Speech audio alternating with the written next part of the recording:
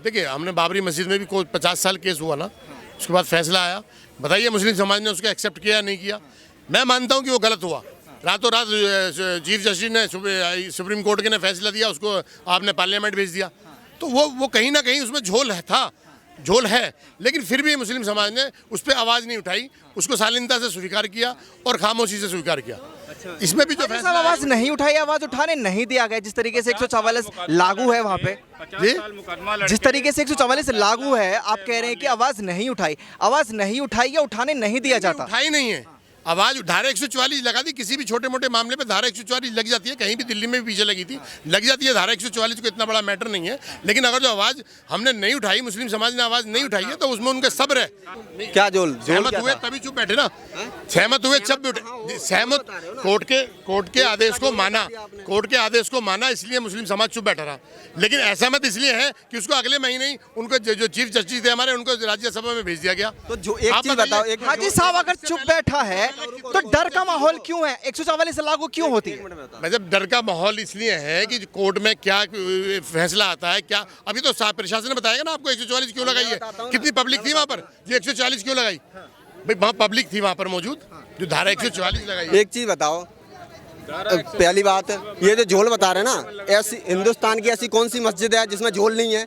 तुम्हारे काम में झोल है तो आप हिंदुस्तान की हर मस्जिद पर टारगेट कर रहे हैं। कम से कम एक भी मस्जिद ऐसी बता दो जो अभी बना ली हो इनने, या किसी इनकी खुद की जगह पे बनी हो। किसकी जगह पे बनी है? कौन सी मस्जिद है भाई? एक भी पुरानी मस्जिद उठा के देख लो, अगर मूर्ति ना निकले तो जो बोलो वो कर देंगे। हाजी साहब बहुत बड़ी बात बोल रहे हैं, हर मस्जिद की बात कर रहे हैं। गलत देखिए, मैं कुछ भी कहूँ, मैं कहूँ कि मंदिर पहले मस्जिद थे, ये कोई बात नहीं है। ये टीवी चैनल पे आके इस तरीके का बयान करना गलत है। इस तरीके की जवाब क्या देना चाहेंगे इन्होंने? मस्जिद गलत है बात, बिल्कुल इनकी बात गलत है, गलत बयान कर रहे हैं, ऐसा थोड़ी होता है।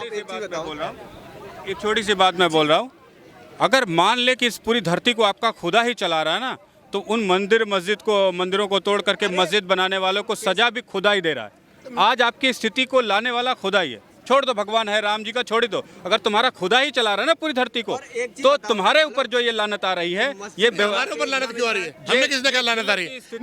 क्यों आ रही है जिल्लत की स्थिति? किसने कहा जिल्लत की स्थिति आ रही है? नहीं, हम कोई भी मुस्लिम जिल्लत की महसूस नहीं कर रहा। गलत, आप गलत बयान नहीं कर रहे। देखिए मेरे पास ना, जिल्लत की आपने ये कैसे कह दिया जिल्लत की स्थिति आ रही? कौन कह रहा है तोड़ी गई, कौन कह रहा है बाबरी तोड़ी गई, मंदिर तोड़ोगे? सुनिए, किसकी हुई? सुनिए तो आपने मुझसे क्या कहा? नहीं, आपने क्या कहा? तो पहले जिल्लत की स्थिति आपकी हुई ना, आप जो मुझसे कह रहे हैं कि जिल्लत की स्थिति क्यों है? ठीक है हाजी साहब, मेरे एक सवाल का जवाब दीजिए। हम नहीं मानते जिल्लत की स्थिति, क्या बात कर रहे हो? नहीं, आप गलत बात बिल्कुल गलत बात मत कीजिए। विनय जी एक सेकंड, हाजी साहब मर्यादा भाषा की, आप प्रोफेसर है, मर्यादा भाषा की मर्यादा से ऊपर मत जाइए। साल पहले गलतियां, जो भाषा की मर्यादा है उसके अंदर बात कीजिए। आपने कैसे कह दिया जिल्लत? हम क्यों जिल्लत महसूस करेंगे? क्यों जिल्लत महसूस करेंगे? बताइए ना, मुझे किसने करेंगे? बाबरी मस्जिद का आपने क्यों उदाहरण दिया? यार उदाहरण, जब बातचीत हो रही है, एक डिबेट हो रही है किसी चीज पे, तो उसकी बात होगी ना। ये जिल्लत इज्जत की बात कहाँ से हो गई? 50 साल। ठीक है, आप बहस मत करिए, मुद्दे की बात पर आइए। ये तो ज्ञानवापी का मामला हो गया। जिस तरीके से मदरसों की भी जांच करवाई जा रही है, क्या लगता है? भाई मदरसों की जांच कराई है आप, मेरी बात एक बात समझ। देखिए, इस टाइम यूपी गवर्नमेंट जो है डबल स्टैंडर्ड अपना रही है, डबल स्टैंडर्ड। आप पत्थर वीरों को, जिन्होंने पत्थर मारे उनके घर पे बुलडोजर चलाए जा रहे हैं। जिन्होंने पत्थर मारे उनको जो आप पत्थर मारने वालों को पत्थर वीरों बोल रहे हैं हाजी साहब? आप पत्थर वीर बोल रहे हैं उन्हें? मैं अग्निवीर कहने वाला था। अग्निवीरों को उन्होंने ट्रेनें जला दी, स्लिप टांगों के जैसे राहुल गांधी करते हैं। नहीं भाई साहब, गलत बात। उन्होंने ट्रेनें जलाई, अग्निवीरों ने जलाई ना, वो भी बच्चे थे, वो भी लड़के। अग्निवीरों ने कैसे जला दी? आप बहुत बड़ी बात बोल रहे हैं। अग्निवीरों ने ट्रेन कौन सी जलाई है बताइए? आपने देखा नहीं टीवी पे कितनी ट्रेनें रोकी, कितनी ट्रेनों में आग लगाई है जब ये अग्निवीर योजना आई? अग्निवीर थोड़ी थे हाजी साहब। नहीं, क्या योजना थी? कौन लोग थे वो जिन्होंने ट्रेनें जलाई हैं? कौन थे? आप मुझे बताइए ना कौन थे? नहीं, आप बताइए ना। आप अग्निवीर बोल रहे हैं उन्हें? अग्निवीर योजना भी लागू हुई। अग्निवीर योजना ने जो उसमें लड़कों ने आग लगाई है ट्रेनों में। हाजी साहब, ये एक योजना है और अभी तक आई नहीं है। अग्निवीर का एक भी सैनिक अभी नहीं आया है, उन्होंने ट्रेन जला दी। क्या बात कर रहे हैं आप? किसने जलाई ट्रेन? आप बताइए मुझे, किसने जलाई? किसने जलाई? अग्निवीर जो लड़के थे अग्निवीर में जाने के लिए, उन्होंने उसकी मुखालफत करी, जलाई ट्रेन नहीं, किसी का बुलडोजर का विरोध कर रहे हैं ना, अग्निवीर में नहीं जाना। आप अग्निवीर को बोल रहे हैं ट्रेन जलाएंगे, विरोध में ट्रेन जलाएंगे। एक फर्क होता है, एक बेसिक फर्क होता है। पूरा गांव निकल के आपका विरोध करे और मेरे घर से आपके निकल के विरोध करे, तो दोनों में जमीन आसमान का फर्क है। जब पूरा गांव निकल के विरोध करेगा मतलब कि आप पूरा गलत। गांव कहाँ निकला? किसने कहा पूरे क्यों गाँव? मुसलमान नहीं थे उसमें? नहीं, विरोध पूरा गाँव करने में थोड़ी मुसलमान नहीं थे? 3% अग्निवीर में विरोध करने वाले मुसलमान नहीं थे, खाली हिंदू थे। नहीं, मैं मुसलमान एक मैं गांव तो जब ये कह रहा विरोध हूँ कि करता है, एक गुना दो आदमी कर रहे हैं। सरकार के एक गुना दो एक्शन आदमी कर पर रहे हैं। जब एक गांव उन विरोध लड़कों ने करता पत्थर है, फेंका, उनकी भी गलती। तो वो एक जो अलग अग्निवीर मसला का विरोध कर रहे एक थे परिवार उन्होंने निकलता है, ट्रेंड चलाई, उनकी भी उसका अलग गलती। एक के मसला। ऊपर बुलडोजर चलाया जा रहा है, दूसरे को कुछ नहीं किया जा रहा। Double standard UP government. हाजी साहब, बुलडोजर चलाने का मकसद अलग ये नहीं है पत्थर मारना। अवैध जगह पर बुलडोजर चलाए जा रहे हैं, ये कि पत्थर मारने वालों पर चलाए जा रहे हैं। कुछ नहीं है। जिन्होंने आगे ट्रेनें फूकी हैं उनके यहाँ कोई अवैध नहीं है, उनके यहाँ कुछ अवैध ही नहीं है, सारा अवैध मुसलमानों पे। FIR है, सब पे कार्रवाई होगी। किसके घर पे बुलडोजर चला? बुलडोजर बताओ ना किसके घर पे? आपने देखा सहारनपुर में क्या हुआ? सहारनपुर में जो लड़के मौजूद भी नहीं थे पत्थर बरसाने में, उनको भी पुलिस ने लाइव डंडे बजाए। बजाए नहीं बजाए? देखिए आपने वीडियो। एक चीज बताओ, ये एक मिनट है, ये पहले तो अग्निवीर और उसमें फर्क समझें। अग्निवीर क्या है? पहली बात सुनो, आतंकवादी और स्टूडेंट में जमीन आसमान का फर्क होता है सर। हम मंदिर से निकलते हैं ना तो हाथ जोड़ते हैं, मंदिर में प्रसाद होता है और तुम्हारे हाथ में पत्थर होता है, समझ गए? आतंकवादी और भक्त में मस्जिद किस लिए चाहिए, मदरसे किस लिए चाहिए आपको? हर शुक्रवार को कब नहीं हुआ? अभी कल भी शुक्रवार था, परसों प्लान तो होता है, प्लान तो होता है। जवाब दीजिए हाजी साहब, जुम्मे के दिन ही पत्थरबाजी क्यों होती है? कौन से जुम्मे को आया बताओ ना मुझे। इससे पिछले जुम्मा आया कभी पत्थर? मैं बता रहा हूँ ना, इससे पहले जो जुम्मा आया उसमें कौन सा पत्थर था? उससे पहले जुम्मे के हाथ में किसमें पत्थर था? सदियों से जुम्मा पड़ता चला रहा, हजारों साल से। बताइए किसके हाथ में पत्थर था? बम विस्फोट नहीं करे मस्जिद में कितनी सुनो मस्जिद से कितने बार हथियारों का जखीरा पकड़ा जाता है, विदेशी आतंकवादी पकड़े गए। मस्जिद में कभी हुआ है? मस्जिद में मंदिर से हमला हुआ, उसे क्या कहोगे आप? छत्तीसगढ़ में आपको वीडियो दिखाता हूँ, अब मैं आपको वीडियो दिखाऊँ। छत्तीसगढ़ में हनुमान मंदिर से हमला हुआ जबरदस्ती। अच्छा हाजी साहब, ये बताइए हजरत मोहम्मद पर कोई टिप्पणी करता है तो सारी मुस्लिम कम्युनिटी सड़क पर उतर जाती है।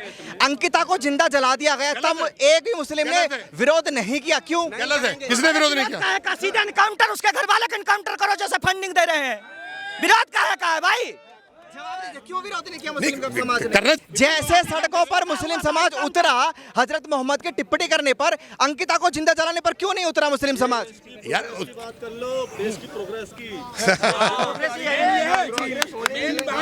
प्रोग्रेस होता रही है, देश की प्रोग्रेस हो रही है भाई, डेवलप हो रही है यार। टनल बन रहे हैं, प्लेन शिप बन रहे हैं, रफेल आ रहे हैं, प्रोग्रेस वही है के अंदर ठोक भी रहे हैं। और क्या चाहते हो डेवलप करना? डेवलप चल ही रहा है। हाजी साहब, मुझे ये बताइए, सुप्रीम कोर्ट की आप बात कर रहे थे, अब धारा वाराणसी में फैसले से पहले ही धारा 144 लागू है। आपने कहा हमें दिक्कत नहीं है, हमें न्यायपालिका पर पूरा भरोसा है।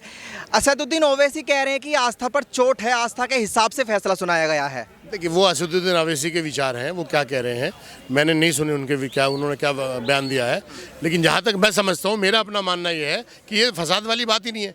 जब केस कोर्ट में चला गया है, देखिए हमने बाबरी मस्जिद में भी 50 साल केस हुआ ना, उसके बाद फैसला आया। बताइए मुस्लिम समाज ने उसको एक्सेप्ट किया नहीं किया? मैं मानता हूँ कि वो गलत हुआ। रातों रात चीफ जस्टिस ने सुप्रीम कोर्ट के ने फैसला दिया, उसको आपने पार्लियामेंट भेज दिया, तो वो कहीं ना कहीं उसमें झोल है। लेकिन फिर भी मुस्लिम समाज ने उस पर आवाज़ नहीं उठाई, उसको शालीनता से स्वीकार किया और खामोशी से स्वीकार किया।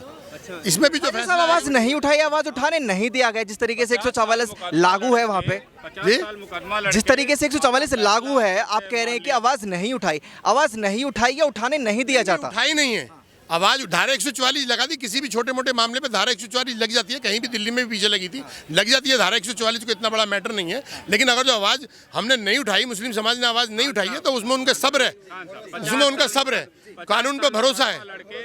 हाजी साहब, आप जो जिस तरीके की बात कर रहे हैं, लेकिन कहीं ना कहीं ओवैसी जी का जो बयान है वो भड़काऊ नहीं लगता आपको? नहीं, देखिए ओवैसी जी का बयान, देखिए मैं राजनेताओं के बारे में कुछ नहीं कहूँगा। ओवैसी जी भड़काऊ बयान दे रहे हैं या उधर दूसरी बीजेपी का कोई लीडर भड़काऊ बयान दे रहा है, मुझे उससे मतलब नहीं है। मैं कोई लीडर नहीं हूँ, मैं कोई नेता नहीं हूँ, मैं एक आम नागरिक हूँ।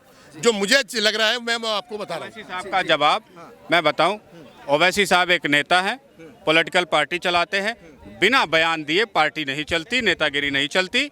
और वो मैं भी हूँ, दिग्विजय सिंह बार बार बयान देते थे, कहते थे मैं, और रामदेव पे देते थे, कहते थे कि रामदेव अगर पॉलिटिकल आएंगे तो उनको पॉलिटिकल कमेंट भी सुनने पड़ेंगे। तो ओवैसी साहब का जवाब एक नेता ही दे सकता है, क्योंकि वो नेता है, पॉलिटिकल पार्टी के अध्यक्ष हैं। वो बिना कमेंट किए ना पार्टी चलेगी, ना नेता चलेगी, ना वोट बैंक चलेगा। तो their job is to make the comments on every issues whatever they had, और उनका एक अपना पक्ष होगा, उनके अपने वोटर्स होंगे, अपनी ऑडियंस होगी, उसको खुश करने के लिए, उसको मस्त करने के लिए वो अपना टिकटॉक की तरह वीडियो बनाते रहते हैं। तो इससे हर नेता देता है, केजरीवाल नहीं देते। अच्छा विनय जी, ओवैसी साहब जो कह रहे हैं, ओवैसी साहब जो कह रहे हैं कि सुप्रीम कोर्ट की गाइडलाइन है कि किसी भी विवादित स्थल को तोड़ा नहीं जाएगा। 1947 का वो हवाला देते हैं, सुप्रीम कोर्ट का हवाला देते हैं, क्या लगता है? ऐसा कुछ नहीं है। आप किसी कोर्ट का हवाला देते हैं, उसमें भी बहुत सारे लूप होल्स होते हैं, बहुत सारे पॉइंट्स होते हैं। आप एक चीज़ बताइए, आधा मंदिर है, आधी मस्जिद है ना? नीचे मंदिर है की दीवार है, ऊपर मस्जिद की है। बताइए सुप्रीम कोर्ट कौन से ढांचे को मानेगी? सुप्रीम कोर्ट तो यही फैसला कर दे ये मंदिर है कि मस्जिद है, इसी का तो झगड़ा है। आधी तो मंदिर की है दीवार, आधी मस्जिद की है। उधर आधा दीवार क्या, आधा हिस्सा मान लो हिंदुओं के पास है, उधर से आप पढ़ के न घुस के नमाज पढ़ लेते हो, इधर से हम डंडा बजा रहे। तो पहले फैसला ही तो कर ले सुप्रीम कोर्ट, उसके पास बूते की दम हो तो जस्टिस दे कि what is the fact, what is the कौन ओनर है, कौन जिम्मेदार है, कौन गलत कर रहा है, कौन सही कर रहा है। ये काम सुप्रीम कोर्ट का है। ये नहीं हटाओगे, वो नहीं हटाओगे। स्थिति इतनी विकट हो चुकी है कि आप बताएं, छत तक की दीवार मेरी, छत के ऊपर अब्बाजान की, तो अब कि कौन मालिक हुआ घर का, नीचे वाला कि ऊपर वाला? अच्छा विनय जी, 1991 का जो वर्शिप एक्ट है उसका उल्लंघन बताते हैं ओवैसी साहब इस चीज को। Sometimes laws are made to benefit certain people, certain communities, certain benefits of the parties. But on the ground of justice, they denied. So once they denied, courts never accept that such type of law. And he always favor the right person, right cause, and right values. So all the courts are, the people are not biased like Congress party, not biased like BJP party, not biased like आम आदमी party. ठीक है, तो party वाले अपने नफे नुकसान के लिए कभी कोई वो कानून बना दे, तो कानून का मतलब ये नहीं कि वह सर्वथा सत्य होता है या सर्वथा उचित होता है। उसमें जो गलत है उसका विरोध होना चाहिए, जो सही है उसका समर्थन होना चाहिए। इसलिए तमाम पॉलिटिकल पार्टियों को कानून बनाते समय ये ध्यान रखना होगा कि लॉलीपॉप बांट करके संविधान का और पार्लियामेंट का दुरुपयोग करके आप कानून बनाएंगे तो उसकी कोई ना कोई तो धज्जियां उड़ाएगा ही। आप रिजर्वेशन का मामला ले लीजिए, दिल्ली में जहां आपके पास 10-10 लाख की गाड़ियां खड़ी करने की जगह नहीं, वहां का भी आदमी रिजर्वेशन के मजे ले रहा है। और वो जंगल में आदिवासी जिसके पास फटी चड्डी भी नहीं है, वही रिजर्वेशन उसको भी मिल रहा है। ये कैसा ठीक है विनय जी, जिस तरीके से रॉन्ग की विरोध होगा, इस रॉन्ग को बदला जाएगा, इसको करेक्ट करना पड़ेगा, चाहे पार्लियामेंट में बैठने वाला मोदी हो, राहुल हो, केजरीवाल हो या मैं स्वयं हूँ। ठीक है विनय जी, जिस तरीके से एक ओवैसी भड़काऊ बयान देते हैं, लेकिन हाजी साहब कह रहे हैं कि मुस्लिम जो हैं वो सहमत होते हैं अदालत पर। देखो सुनो, लेकिन फिर उसके बाद 144 लागू क्यों की जाती है? मेरी बात, अमरनाथ की यात्रा करने हिंदू जाते हैं, काहे को उधर 47 वाले जवान लगा के सुरक्षा गार्ड दिए जाते हैं? किसी मस्जिद में भी जाते हुए, मक्का मदीना जाते हुए किसी को 47 की जरूरत पड़ती है सुरक्षा की? सब चले जाते हैं, फुर्र हो जाते हैं, कोई बम्बई से उड़ता है, कोई दिल्ली से उड़ता है, कोई नागपुर से उड़ता है, किसी को कोई तकलीफ है? तो ये मुस्लिम समाज को बड़ी क्लियरली समझना होगा कि आपकी हिंसा मानवता की सीमा को लांघ करके हो रही है, इस पर नियंत्रण करिए। और आप चूंकि मस्जिद जाते हैं, सैकड़ों लोग एक साथ होते हैं, तो एक गुट की शक्ति आपके पास आती है, उस गुट को थोड़ा नियंत्रित करने की भी जिम्मेदारी उठाइए। अन्यथा अनाप शनाप गतिविधियाँ, अनाप शनाप का क्रियाकलाप, अनाप शनाप हिंसाएं कहीं इंसानियत को ज़्यादा शर्मसार ना करें, जिसके बाद खुद को भी शर्मिंदा महसूस करना पड़े, आपको भी करना पड़े। ठीक है जी, जी भाई। अभी इन्होंने बोला था कि इसमें झोल है, और अभी बोल रहा था, इससे पहले इनका बयान था कि हम सहमत हैं। अब जब सुप्रीम कोर्ट से सहमत हैं, कोर्ट के फैसले से, फिर झोल भी बता रहे हैं, ऊपर से सहमत हैं, फिर सहमत क्या?